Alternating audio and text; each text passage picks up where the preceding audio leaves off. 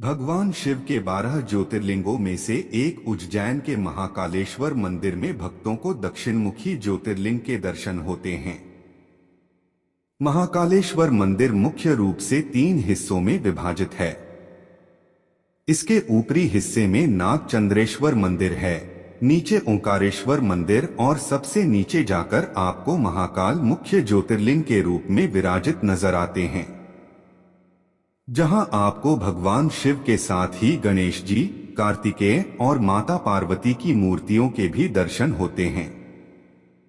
इसके साथ ही यहाँ एक कुंड भी है जिसमें स्नान करने से सभी पाप धुल जाते हैं। मान्यताओं के अनुसार उज्जैन में महाकाल के प्रकट होने से जुड़ी एक कथा है। दरअसल दूषण नामक असुर से प्रांत के लोगों की रक्षा के लिए महाकाल यहाँ प्रकट हुए थे। फिर जब दूषण का वध करने के बाद भक्तों ने शिवजी से उज्जैन में ही वास करने की प्रार्थना की तो भगवान शिव महाकाल ज्योतिर्लिंग के रूप में प्रकट हुए। ऐसे उज्जैन का शास्त्रों में वर्णन भगवान श्री कृष्ण को लेकर भी मिलता है, क्योंकि उनकी शिक्षा यहीं हुई थी। उज्जैन को प्राचीन काल से ही एक धार्मिक नगरी की उपाधि प्राप्त है। आज भी यहाँ भारी संख्या में दर्शन के लिए भक्त आते हैं।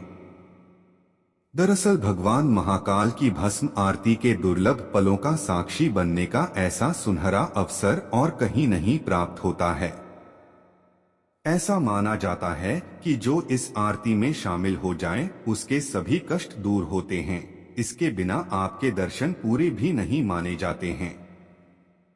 इसके अलावा यहाँ नागचंद्रेश्वर मंदिर और महाकाल की शाही सवारी आदि भी पर्यटकों में जिज्ञासा का विषय बने रहे हैं। हर सुबह महाकाल की भस्म आरती करके उनका श्रृंगार होता है और उन्हें ऐसे जगाया जाता है। इसके लिए वर्षों पहले शमशान से भस्म लाने की परंपरा थी। हालांकि पिछले कुछ वर्षों से अब कपिला गाय के गोबर से बने कंडे, शमी, पीपल, पलाश, बड़, अमलतास और बेर की लकड़ियों को जलाकर तैयार किए गए भस्म को कपड़े से छानने के बाद इस्तेमाल करना शुरू हो चुका है। केवल उज्जैन में आपको यह आरती देखने का सुनहरा अवसर प्राप्त होता है। दरअसल भस्म को सृष्टि का सार माना जाता है, इसलिए प्रभु हमेशा इसे धारण किए रहते हैं। यहाँ के नियमानुसार महिलाओं को आरती के समय घूंघट करना पड़ता है। दरअसल महिलाएं इस आरती को नहीं देख सकती हैं।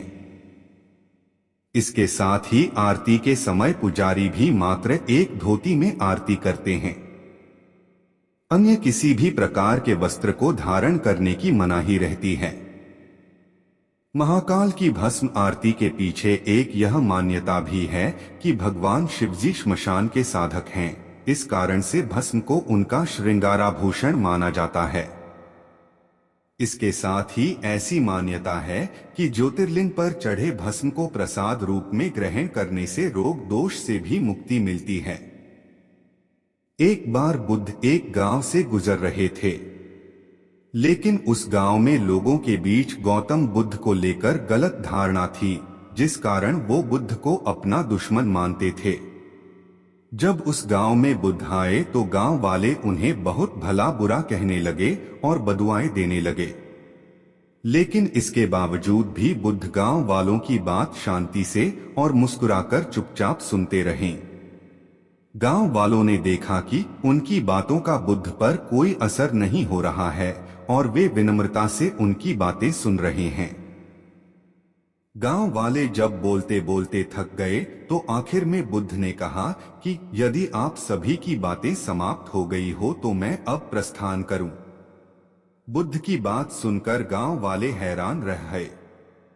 लेकिन उस भीड़ में एक व्यक्ति ने बुद्ध से कहा कि हमने तुम्हारी कोई प्रसन्नता नहीं की है, हम तुम्हें बदुआएं दे रहे हैं। क्या तुम्हें इससे कोई फर्क नहीं पड़ता?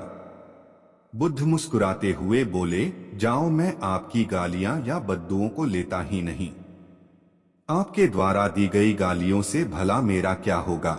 जब तक कि मैं आपकी गालियों को स्वीकार ही नहीं करता, इसका कोई परिणाम ही नहीं होगा।